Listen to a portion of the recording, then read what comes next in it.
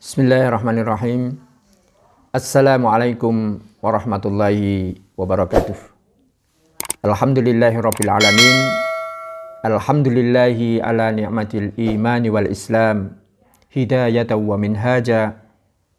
Allahumma salli wa sallim wa barik ala sayyidil mustafa Muhammadi wa ala alihi wa ashabihi alladhina arsyadahumullahu wahada.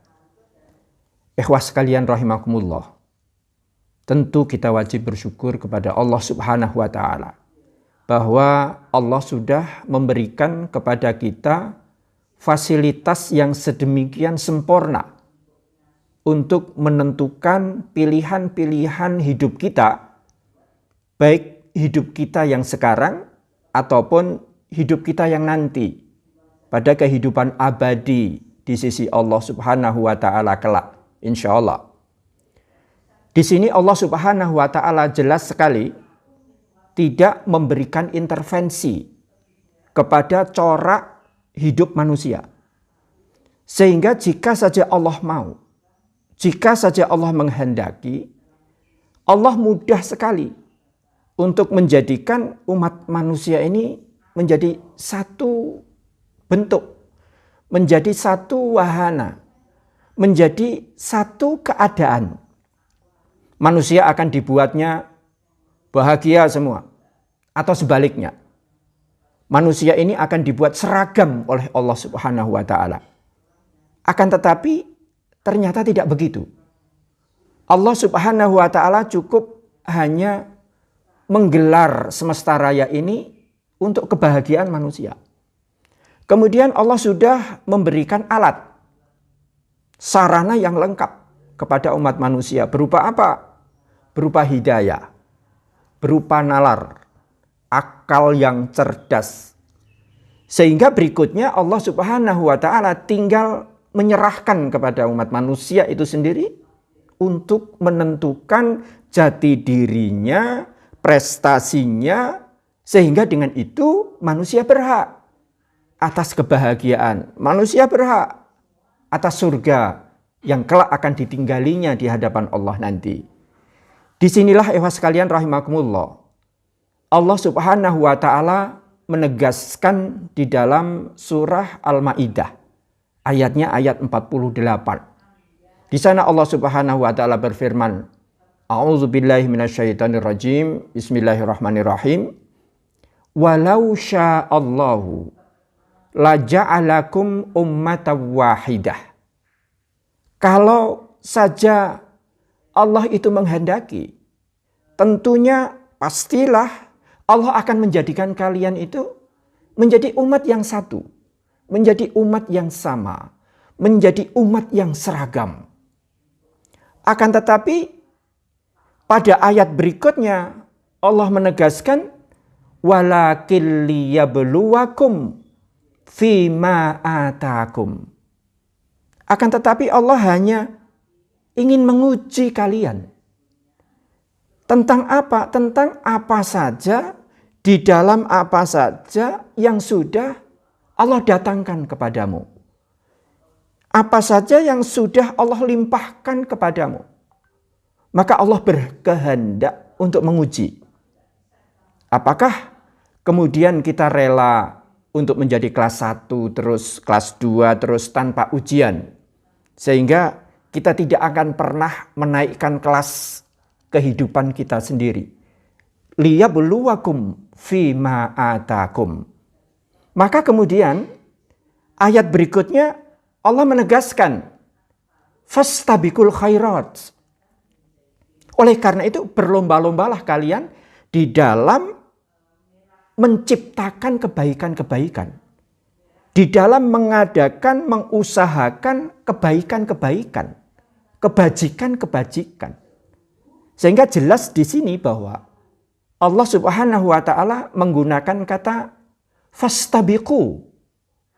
Artinya apa? Artinya berlomba-lombalah. Berkompetisilah kalian di dalam apa? Di dalam menciptakan kebaikan-kebaikan itu. Pada akhirnya nanti Allah Subhanahu wa Ta'ala kemudian melanjutkan ilallahi marji'ukum. Akan tetapi ingat bahwa kepada Allah lah nanti kalian semua akan dikembalikan. Tempat kembali akhirnya adalah Allah Subhanahu wa ta'ala. Jami'a, semua kalian nanti akan dikembalikan kepada Allah Ta'ala, lengkap dengan segala prestasi yang kalian buat. Ilallahi marji'ukum jami'a. Kemudian Allah meneruskan, mengakhiri ayat ini dengan fayunabbi'ukum bima kuntum fihi takhtalifun. Kemudian nanti Allah akan menjadi hakim tunggal. Allah nanti akan memberikan penilaian terhadap apa? Terhadap apa-apa yang kalian berbeda di dalamnya. Kalian saling bersengketa di dalamnya, berbeda pendapat, berbeda haluan. Artinya apa? Artinya Allah juga memberikan ruang kepada umat manusia ini untuk berbeda. Sehingga dengan keberbedaan itulah maka ada inovasi yang berbeda, ada inovasi, ada rekayasa, upaya-upaya kebaikan, cara mencapai kebaikan yang berbeda-beda. Maka disitulah Allah Subhanahu wa ta'ala nanti di akhir, di hari kiamat akan menjadi hakim tunggal yang akan memberitakan, akan memberitahu kepada umat manusia di mana keperbedaan itu. Maka ikhwas sekalian rahimakumullah, pada akhir dari setiap kali apa yang kita upayakan bagi umat mukminin, tentunya kita hanya berharap satu saja, yaitu mardhatullah. Kita melakukan sesuatu ini hanya demi untuk apa? Hanya demi untuk mencapai ridho Allah Subhanahu wa ta'ala. Jadi sekali lagi ikhwas sekalian, jika saja Allah mau, jika saja Allah berkehendak, Allah akan menjadikan manusia ini menjadi umat yang tunggal, umat yang satu, umat yang seragam. Akan tetapi tidak. Maka keberbedaan kita di dalam mencapai kemaslahatan, mencapai kebaikan, itu tentunya Allah kemudian menegaskan di sana liyabluwakum, untuk menguji kalian. Alat sudah, perlengkapan sudah, lahan, media, wahana yang disebut dengan dunia dengan segala perlengkapannya ini sudah Allah berikan. Tinggal apa? Tinggal bagaimana kita menentukan posisi kita, martabat kita, kedudukan kita akan kita capai setinggi apa. Maka disinilah ikhwas sekalian rahimakumullah, perkenankan saya memahami ayat Allah di dalam akhir surah Al-Baqarah. Allah menegaskan, A'udzubillahi minasyaitonirrajim, la yukallifullahu nafsan illa wus'aha. Laha ma kasabat wa 'alaiha maktasabat.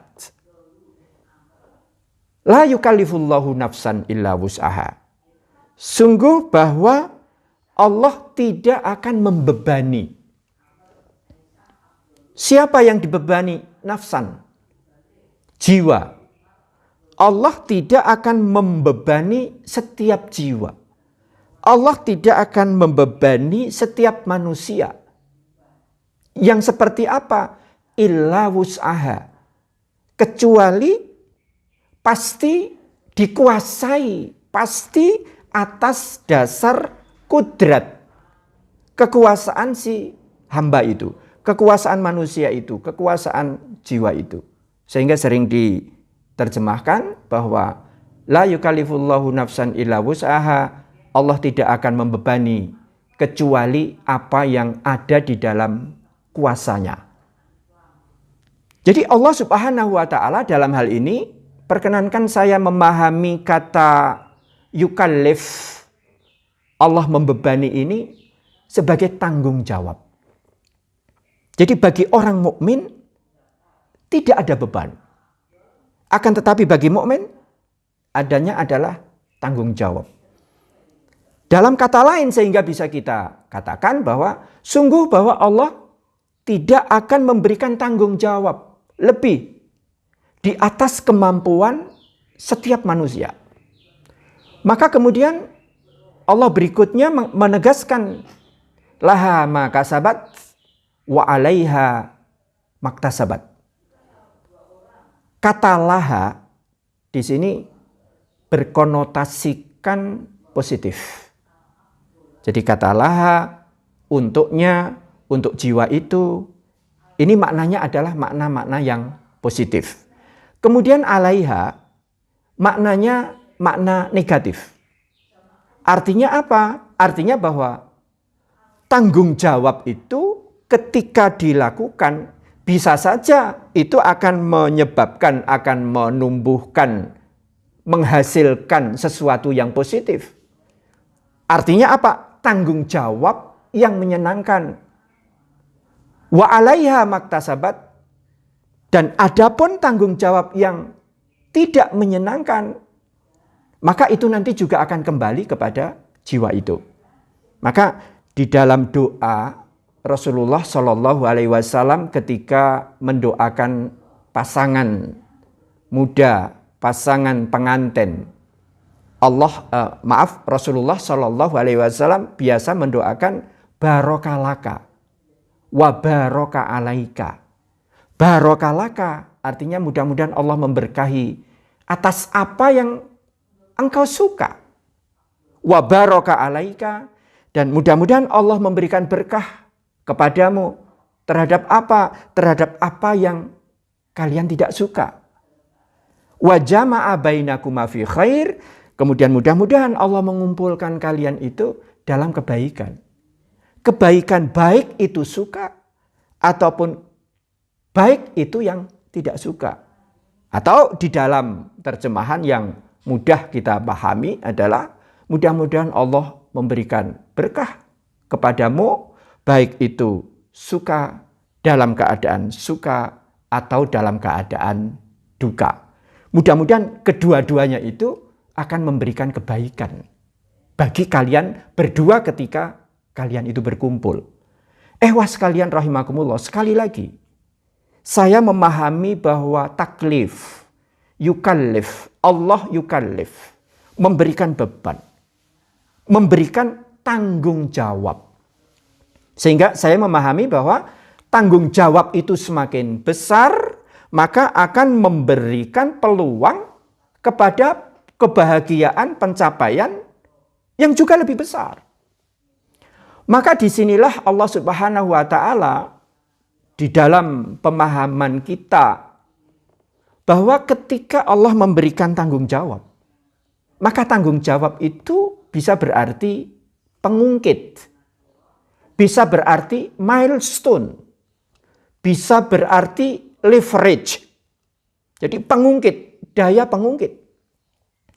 Seseorang yang hanya bertanggung jawab, berani bertanggung jawab pada masalah-masalah yang kecil, maka tentunya orang ini hanya akan menjadi orang-orang yang kecil saja. Karena sesungguhnya besar kecilnya kedudukan manusia ini akan diukur berdasarkan apa? Berdasarkan tanggung jawabnya itulah. Maka nanti pada ayat lain, misalnya pada surah Al-Mulk, surat Al-Mulk ayat 1 sampai ayat 2 yang sudah biasa kita baca itu. A'udzubillahi minasyaitonirrajim. Tabarakalladzi biyadihil mulku wa huwa ala kulli syai'in qadir. Maha suci Allah yang di tangannya ada kekuasaan, yang di tangannya ada seluruh kerajaan, dan dialah yang maha kuasa atas segala sesuatu. Mari kita perhatikan bahwa Allah membuka ayat ini, surat Al-Mulk ini dengan apa?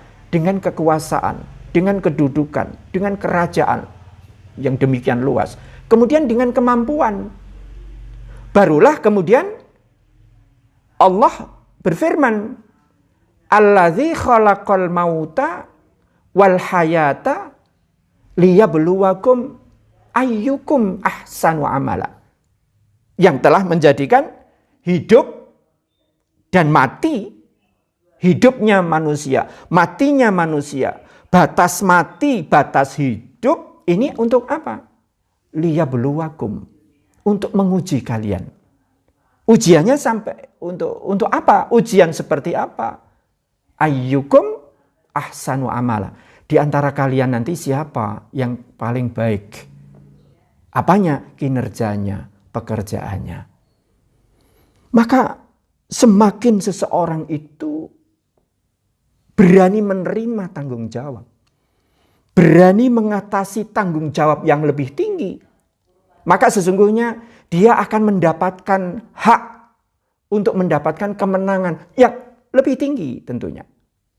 Maka kemudian Allah Subhanahu wa taala mengakhiri dengan wahwal azizul ghafur. Allah adalah maha perkasa, lagi maha pengampun. Kenapa pengampun? Kenapa perkasa?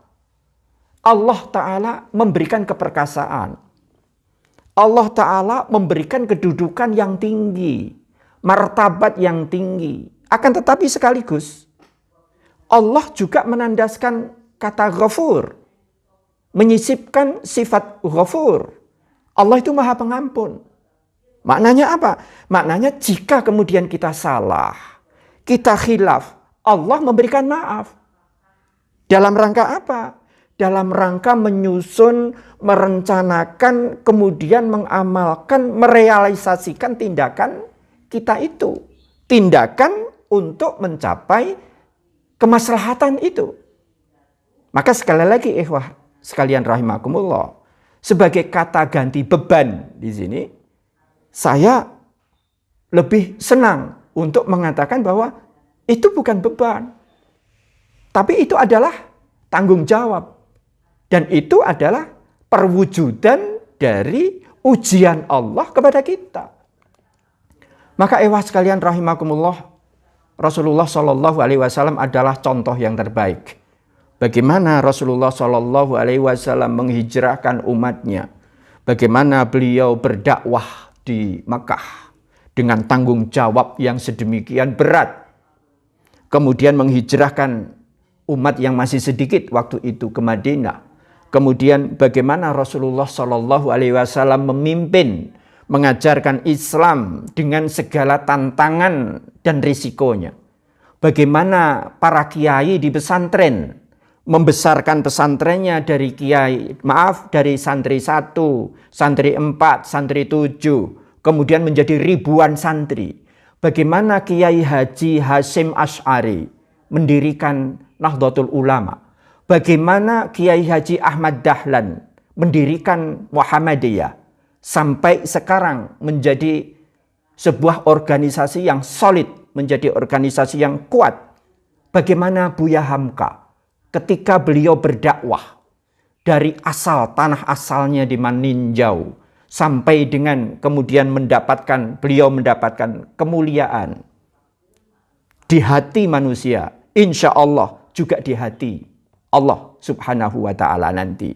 Kemudian bagaimana Bapak kita Muhammad Natsir ketika mendirikan lembaga dakwah yang sekarang menjadi Dewan Dakwah Islamiyah Indonesia. Tentu itu bukan tanpa aral. Tentu itu bukan tanpa halangan. Tentu itu bukan tanpa tantangan.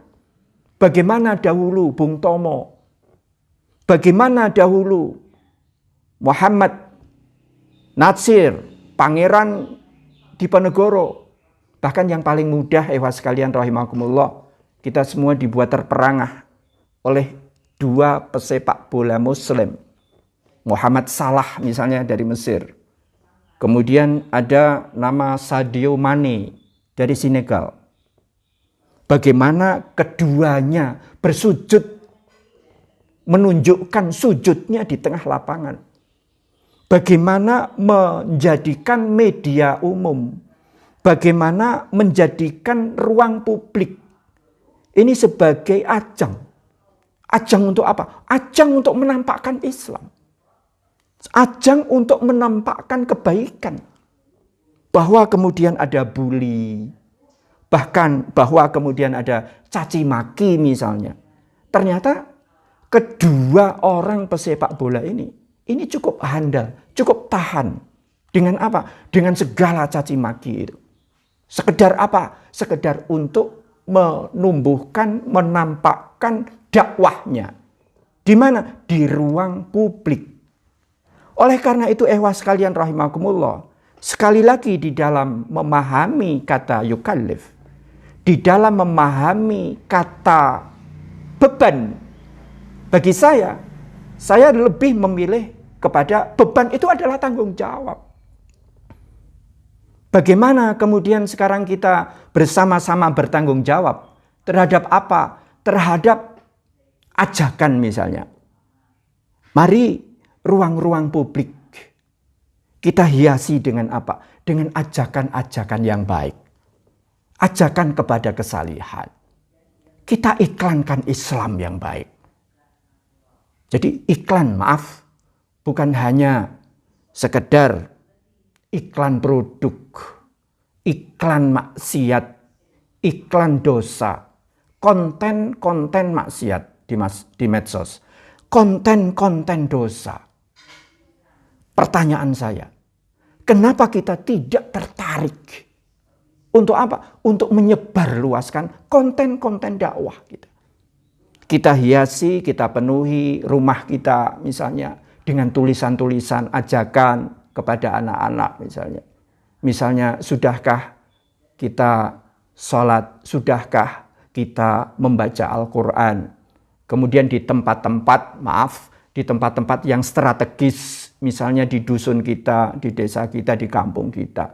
Kenapa tidak ada tulisan-tulisan ajakan? Untuk apa? Untuk mengiklankan sholat subuh. Untuk mengiklankan Al-Quran. Untuk mengiklankan Islam. Untuk mengiklankan dakwah secara keseluruhan. Kapan? Di saat dakwah, di saat propaganda kepada kemaksiatan dan kepada dosa ini sudah sedemikian menghambur, meluas, merajalela.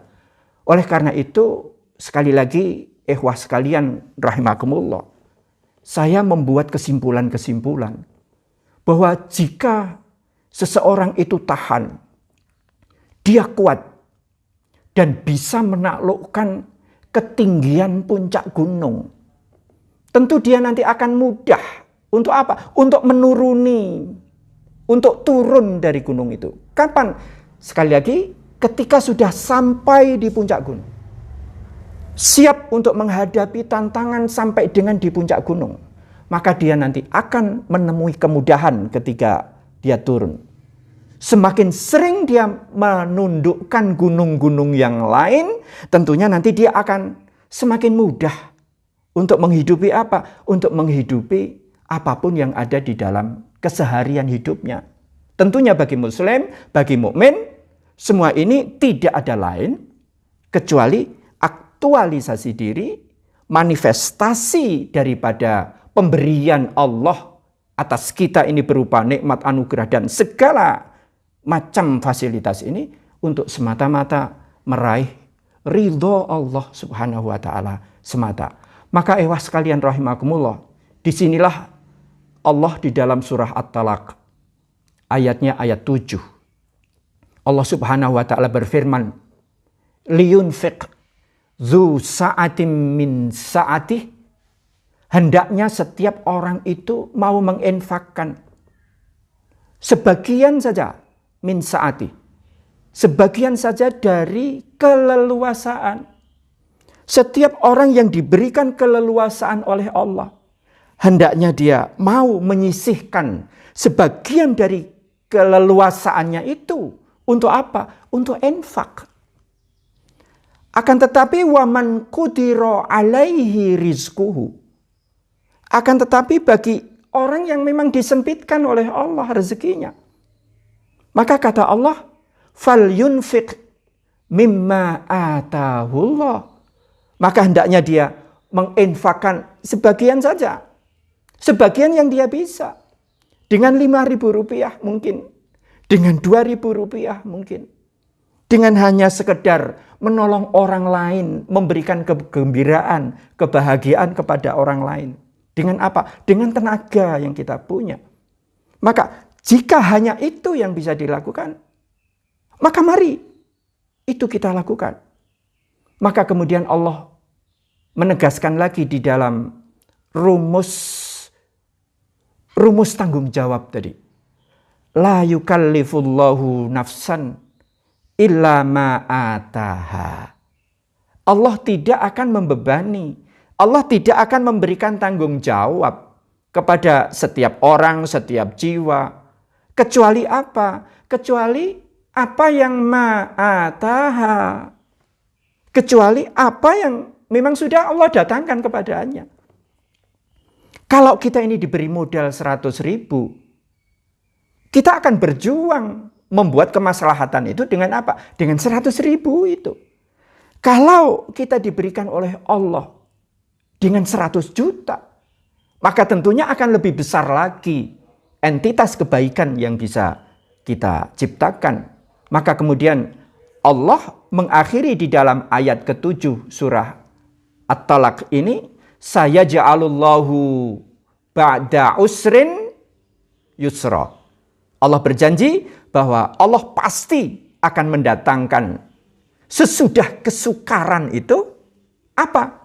Kemudahan. Maka sekalian rahimakumullah, hemat saya kita justru patut bergembira jika kita diberikan oleh Allah tanggung jawab yang lebih besar. Atau bahkan ketika tanggung jawab kita yang sedikit, yang kecil itu sudah kita lampaui, kita siap untuk membuat goal setting. Kita akan membuat capaian-capaian yang lebih tinggi lagi. Saya menggambarkan, perkenankanlah saya gambarkan bahwa dalam lompat galah misalnya, seberapa tinggi kita berani melampauinya, maka setinggi itulah kebahagiaan yang akan kita raih. Oleh karena itu, sekalian rahimakumullah, saya sekali lagi memaknai bahwa yang disebut dengan yukallifullahu, Allah memberikan beban, ini justru saya ubah. Kita ubah menjadi apa? Menjadi itu adalah tanggung jawab kita. Semakin tinggi seseorang, semakin besar capaian seseorang, maka dipastikan bahwa orang itu sudah melampaui tanggung jawab yang lebih di atas manusia rata-rata. Jadi mohon maaf jika kita hanya berani untuk menghadapi tanggung jawab yang kecil-kecil. Tentunya kita hanya akan menjadi masyarakat biasa, menjadi masyarakat yang kecil-kecil. Inilah rumusan dari Allah Subhanahu wa Ta'ala dari kata apa? Ayyukum ahsanu amala. Di antara kalian siapakah amal yang paling baik? Kemudian Allah menegaskan fastabiqul khairat, maka berlomba-lombalah kalian di dalam menciptakan kebaikan-kebaikan itu. Maka sekalian, tanggung jawab adalah tongkat anugerah. Inilah yang kami tandaskan. Mudah-mudahan pemaknaan beban sebagai tanggung jawab ini justru memberikan kabar gembira kepada kita sekalian, dan Allah sekali lagi tidak akan memberikan tanggung jawab di atas apa? Di atas kesanggupan setiap orang, di atas kesanggupan setiap jiwa.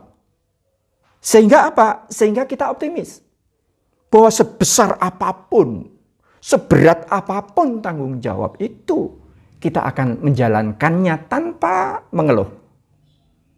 Tanpa, Jawanya istilah Jawa akan mengatakan ngelokro.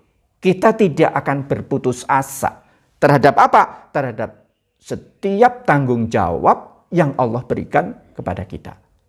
Mudah-mudahan Allah Subhanahu wa Ta'ala berkenan memberikan kelonggaran hati kita, keikhlasan hati kita, keceriaan kita, kebahagiaan kita.